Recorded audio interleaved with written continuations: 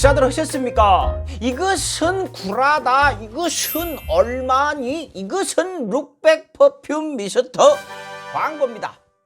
명품 리치향을 베이스로 항균 특허를 받은 원료를 집어넣어서 악취의 근본을 없애버리고 그 위에 럭셔리한 향기를 입혀주는 룩백 퍼퓸 미스트. 포털 사이트 쇼핑 트렌드 차트 1위에 빛나는 룩백 퍼퓸 미스트. 섹시한 레드, 부드러운 블루, 유니크한 퍼플, 이렇게 세 가지인데요. 이 세 가지를 한 번에 사시기가 부담스러울까봐 2+1 이벤트를 하고 있습니다. 근데 가격은요, 같은 용량으로 비교를 해보면 명품 향수에 비해서 20분의 1, 5% 가격이죠. 왜 이렇게 싸느냐고요? 아니죠. 명품 향수들이 너무 비싸게 받아먹는 것이죠. 거기다 스페셜 이벤트가 있습니다. 2+1에서 하나 더 해서 2+2 이벤트로 가고 있습니다. 언제까지 아재 냄새 풍기면서 다니시겠습니까? 나가기 전에 칙칙 뿌리고 나가시면요, 사람들이 룩백 하게 될 겁니다. 검색창에 룩백 치시던가 댓글창 맨 위에 링크를 클릭하시면 되겠습니다. 광고 끝. 럭셔리 칼럼 시작하겠습니다.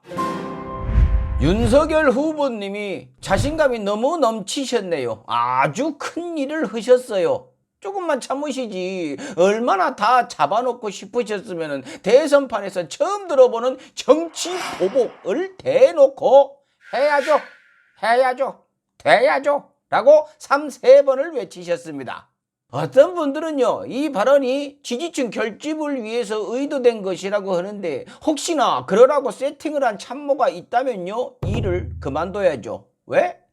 정치 보복을 하겠다는 이 소름 돋는 주장 때문에 윤 후보를 지지하는 분들이라면 이미 국힘당 경선 때부터 윤 후보를 지지하고 있겠죠. 흔들림도 전혀 없겠죠. 근데 일부러 이런 이야기를 한다? 이러라고 시킨 사람이 있다면요, 그건 민주당 지지자죠. 엑스맨인 것이죠. 그래서 제가 보기에는요, 이제 선거는 이겼다고 확신을 한 윤 후보가 인터뷰 중에 민주진영을 향해서 침을 뱉어버리셨는데, 참모들도 이 생각이 같은지라 뭘 하건 이미 선거는 끝났다는 잔치 분위기에 막 이렇게 취해가지고 편집 요구를 하지 않고 그냥 뿌려부었다, 이런 생각을 가지고 있습니다. 구도 무섭습니다. 윤석열 후보가 대통령이 되면 정치 보복을 하고도 남을 것이라는 건 다들 알고 있지만, 하다못해 김건희 씨의 녹취록에서도 대놓고 정치 보복을 이야기를 했지만요, 투표가 아직 한참 남은 상황에서 벌써부터 좀이 쑤셔가지고 이런 엄청난 선언을 하시는 것이 저는 무서워요. 꽤나 많은 분들이요, 윤석열 후보가 대통령이 되어도 마음대로 칼을 휘두르지는 못할 것이다 라고 이야기를 하는데, 큰일 날 소리죠. 제발 이런 얘기들 좀 그만합시다. 이명박 씨가 대통령 되자마자 초토화 시켜버리는 거 봤지 않습니까? 게다가 윤 후보는요, 본인이 그 분야에서는 내노라 하는 전문가입니다. 인터뷰에서 대놓고 중용할 것이라고 얘기를 한 한동훈 검사를 비롯해가지고 윤 후보를 따르는 검사님들이 대한민국 최고 전문가들이에요. 게다가 이 사법부까지 지금 빠르게 윤 후보 쪽으로 줄을 서고 있어요. 이명박 때보다 훨씬 더 빠르게 쓸어버릴 것입니다. 배려, 존중, 윤리, 도덕, 뭐 그런 거 없을 거예요. 이 사진 한 장이 그것을 증명합니다. 앞에 앉은 사람에 대한 배려, 존중 없죠. 공공기물에 저런 행동을 한다는 건 윤리와 도덕도 없는 것이죠. 국민들이 뭐라고 하건 항상 저런 자세일 것입니다. 그런 의미에서 윤 후보의 전 정권 수사 발언은 우리 쪽에선 고마운 발언이죠.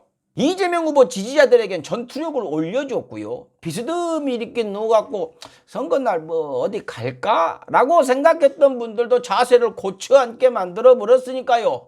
윤 후보 과한 자신감과 안하무인의 인식 수준은요, 최근에 있었던 2차 TV 토론에서도 고스란히 드러났죠.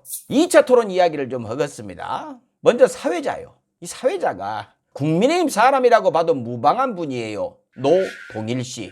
그분이 쓰는 칼럼을 보니까요, 민주진영 쪽에서 비교를 해보면 이 럭셔리 칼럼과 다를 게 없습니다. 일방적으로 국민의힘을 지지를 해버립니다. 경기도지사로 처음엔 지지율이 지자체장 중에 전국 꼴찌 수준이었던 것을 1년도 안 돼가지고 경기도지사 최초로 전국 1등까지 끌어올린 이재명 후보를 국회의원은 물론 시의원, 구의원 후보도 안 될 인물이라고 비난을 했습니다. 뭐 럭셔리 칼럼보다 더하네요. 거기다 노동일 씨는요, 국민의힘 전신인 미래통합당 후보 지지 연설까지 했던 분입니다. 이런 분을 대선 후보 토론 사회를 맡긴 것이지요. 웃겨불죠. 국민의힘이 뭐라고 했습니까? 토론을 거부하면서 얘기했던 가장 큰 이유 중에 하나가 사회자의 중립성 이것이었는데, 이런 사람을 매우 중립적이라면서 사회자에 앉힌 것일까요? 이것이 말이나 됩니까? 이게 다 국힘당이 토론 안 한다고 어거지를 부린 덕에 얻어낸 것이지요. 적폐 세력들은요, 뭐 항상 이런 식입니다. 참 욕심이 많죠. 무조건 더 가져야 되고 무조건 더 유리해야만 합니다. 이분이 시작부터 이상한 진행을 합니다. 2030 정책 시간에 이재명 후보가 유 후보한테 부인이 주가 조작에 연루된 혐의에 대해서 어떻게 생각하냐라고 물었는데, 심상정 후보가요, 갑자기 이거 2030 얘기가 아니라면서 끼어들어갖고 얘기를 끊어버립니다. 그러면서 본인은 안철수 후보한테 노동 이사제에 대해서 질문을 합니다. 그걸 그대로 하게 놔둡니다. 사회자가요. 한 단락이 끝나고 질문 대답을 한 다음에 다른 이야기로 넘어가야 하는데 그렇게 진행을 해버립니다. 2030에 대한 주제여야 한다면서 심 후보가 말을 끊었죠. 자, 그렇다면 노동이사제가 2030 이야기라고 뭐 관련이 있다고 하신다면 뭐 얼추 그렇다고 할 수 있겠는데요. 그럼 주가 조작은 젊은이들과 관계가 없습니까? 젊은이들이 반칙과 특권과 불법이 없길 바라면서 엄청나게 관심을 가지고 있는 주식 이야기가 2030과는 상관이 없다고요. 심상정 후보도 참 남들 가르치듯이 본인만 옳다는 말들을 많이 합니다. 뭐 지금은 심 후보 신경 쓸 때가 아니니까 넘어갑니다. 사회자 이야기하는 중이죠. 대통령 후보 부인이 범죄 중에 가장 악랄한 범죄라는 민주주의 시장경제의 근간을 흔들어버리는 주가 조작 혐의를 너무나 강하게도 받고 있는데, 이 중요한 질문에 답변을 끊어버리는 것을 사회자가 놔둡니다. 사회자가 의도적으로 그랬다면 국민의힘이 사회자 복이 많은 것이고, 의도가 아니었다면 사회자의 격이 한참 떨어져 버리는 것이지요. 한참 후에 윤 후보가 이 질문 주가 조작에 대해서 대답을 합니다. 역시나 대장동보다 작은 문제고 계좌 공개도 다 했습니다 라고 이야기를 하죠. 주가 조작이 이루어진 시기에 거래 내역은 의도적으로 숨겨버렸으면서 계좌 공개를 했다라고 하죠. 하긴 상관없는 기간이긴 하지만 공개를 한 건 맞으니까요. 대장동으로 물타기를 넣으면서 법적으로는 문제가 안 될 수준으로 거짓말을 한 것입니다. 이 무식한 분이 아니에요. 무서운 분입니다. 준비한 내용이지만 대답할 시간도 충분했으니 참 윤 후보님 좋으셨겠어요. 얼마 후에 심상정 후보가 또 질문을 합니다. 언론에 주가 조작에 관련된 듯한 계좌가 나왔는데 왜 계좌 공개를 안 하냐고 묻습니다. 기가 막힌 대답이 나옵니다. 일단 이 계좌에 대한 얘기는요, 뭐 뒷주머니에 집어넣어 놓고 그 자료들이 어떻게 유출이 된 겁니까? 라는 식으로 이야기를 하지요. 계좌 이야기는 무시를 해버리고요, 누가 언론에 흘렸는가를 따져 묻죠. 이거 겁을 주는 것일까요? 공개하면 끝장난다는 걸 아니까 이러는 것일까요? 누가 정보를 흘렸는가?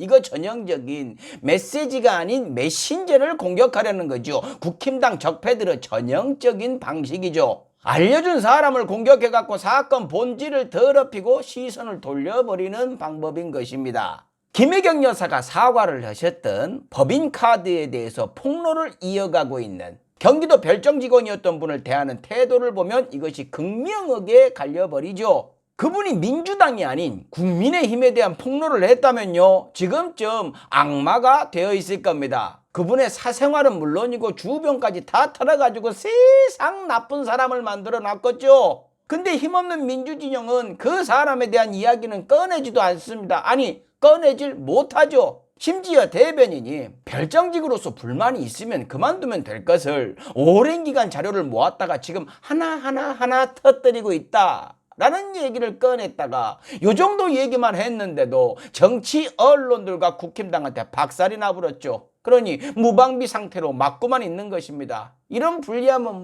70 몇 년째 이어지고 있으니 우리가 이겨내야죠.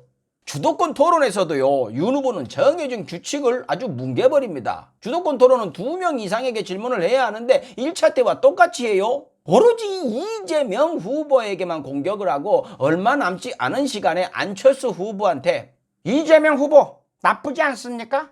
이러고 끝내버립니다. 안철수 후보는 이게 뭐지? 하는 표정으로 예, 그렇습니다 라면서 눈만 끔뻑끔뻑 하고 있죠. 윤석열 후보 특기가 있으십니다. 거짓말을요 너무 자신있게 하세요. 이재명 후보가 신천지 압수수색을 안 한 이유가 건진법사가 하지 말라고 해서라는 언론 보도가 사실이냐라고 물으니까 역시나 건진법사 이야기에는 뒷주머니 깊숙이 넣어버리고요, 추미애 장관이 쇼를 한 겁니다 라면서 질문을 흐리더니 아니요, 상관의 명령을 스스로 쇼로 판단을 하고 거부를 했다는 것을 자연스럽게 자신있게 얘기하는 것도 웃기지만요, 그 후에 자기가 해결했답니다. 어떻게? 포렌식 전문가를 거기다 파견을 해가지고 해결을 했다고 합니다. 그거요, 좋아요, 추미애 장관이 한 거랍니다. 근데 자기가 한 것처럼 이야기를 하죠. 거짓말이죠. 이재명 후보가 통일 필요 없다라고 했답니다. 윤 후보가 이렇게 얘기를 했죠. 그래서 찾아봤습니다. 정확한 얘기는요, 이재명 후보가 한 얘기는 통일을 지향하는 건 맞다. 그러나 단기적으로 통일은 쉽지 않다. 사실상 통일과 마찬가지인 상태를 만드는 것이 중요하다라고 했죠. 이걸 가지고 통일은 필요 없다라고 얘기를 했다고 우기는 것입니다. 또 이재명 후보가 북핵을 인정해 주자라고 했답니다. 이건 그냥 새빨간 거짓말이죠. 이재명 후보가 미국 정치인들도 다 보는 유명한 군사 잡지 더 힐에 한반도의 전쟁 가능성이 높아지는 원인 중에 윤석열 후보의 호전성이 있다라는 기고문이 실렸다고 하자 윤 후보가 이렇게 얘기를 합니다. 그거 쓰신 분이 인정도 못 받고 엉뚱한 소리를 하는 사람인데 그런 사람 얘기를 여기서 하는 게 참 어이없습니다 라며 모욕까지 줘버리죠. 그 학자한테 말입니다. 그러면 더 힐이라는 잡지가 엉뚱한 소리를 하는 글을 갖다가 거기다가 올려놨을까요? 미국을 그렇게나 따르는 분이 미국 정치인들도 믿고 보는 군사 전문 잡지가 아무 글이나 받아갖고 올린다고 생각을 하는 것일까요? 그러면 그 글을 쓴 학자를 한번 볼까요? 최승환 교수라는 분인데요, 한국계 미국인이고요, 시카고 일리노이 대학 교수이십니다. 이분이 스스로 반박을 하셨죠. 논문 인용 횟수나 학문적 업적이 본인보다 나은 사람이 윤 후보 주변 전문가 중에 누가 있는가 알려달라라고 일갈을 하셨죠. 없겠죠. 만약에 있더라도 윤 후보한테 선제 타격이 맞습니다 라고 하겠죠. 왜? 표 많이 받아갖고 윤 후보가 이겨야지 자기 자리가 생길 테니까요. 그러고 윤 후보는 대학 교수의 논문이나 경력 이런 거 믿지 않을 겁니다. 부인 김건희 씨를 옆에서 지켜보면서 논문 같은 것은 인맥만 유지가 되면은 그냥 통과되는 것이고, 경력 같은 것도요, 그냥 자기가 원하는 경력 갖다가 막 써갈기면은 내 경력이 그냥 되는 것으로 알고 계실 테니까요. 즉 거짓말이 일상이신 분이 거짓말로 뭐든 가능하니 남도 거짓말을 했을 거라는 거짓말을 한 거죠.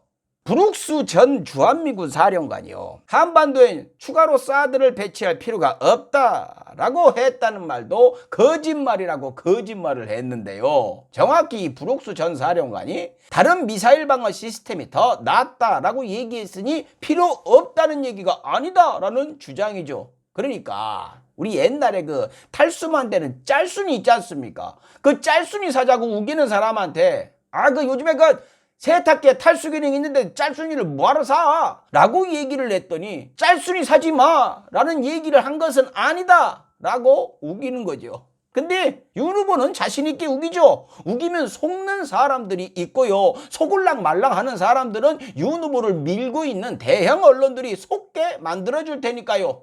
너는 아니라고만 해라, 나머지는 우리가 알아서 한다 이러면서 딱 언론들이 버티고 있으니까요.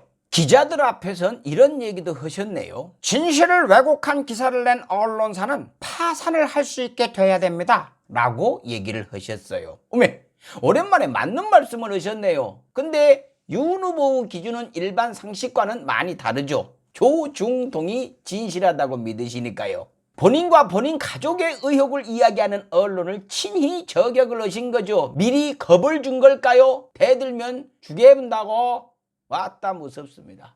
토론 때도 이 얘기 또 하셨습니다. 친정부 언론들이 사실을 왜곡하고 있습니다 라고 얘기를 했죠. 뭘 왜곡을 했습니까? 무슨 사실을 왜곡했는지는 왜 얘기를 안 하실까요? 그러면 친정부 언론이 몇 개나 된다고 생각하십니까? 제가 계산한 걸로는 8대2로 극히 적은 걸로 알고 있습니다. 근데 이것도 안 됩니까? 20%도 본인이 다 가지셔야 하나요? 가지지 못하면 부숴불겠다는 말씀이신가요? 너무 욕심이 많으세요. 근데요, 더 큰 문제는 이 가족이, 그분의 가족이 훨씬 더 욕심이 많다는 것입니다. 일반인들은 상상도 못하는 방법들로 욕심을 채운 수많은 사실과 의혹들이 지금 이 순간에도 터져 나오고 있습니다. 그리고 그 의혹들 중에는요, 윤석열 후보의 그림자가 상당히 넓은 면적으로 덮여 있어요.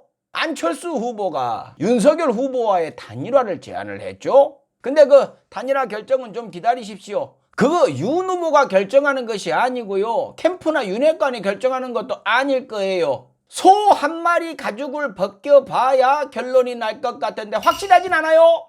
체표갈라. 또 하나 안철수 후보께 충고 좀 드리겠습니다. 단일화도 좋고 뭐도 좋은데요. 안철수 후보께서는 단일화가 되면 각별히 조심하셔야 될 겁니다. 윤 후보 가족들을요. 그들과 동업을 한 사람들은요, 어김없이 구속이 되었으니까요. 마치겠습니다. 칼럼다워야 칼럼이지. TV조선 틀어놓은 식당에선 채널 돌리고 식사하십시오.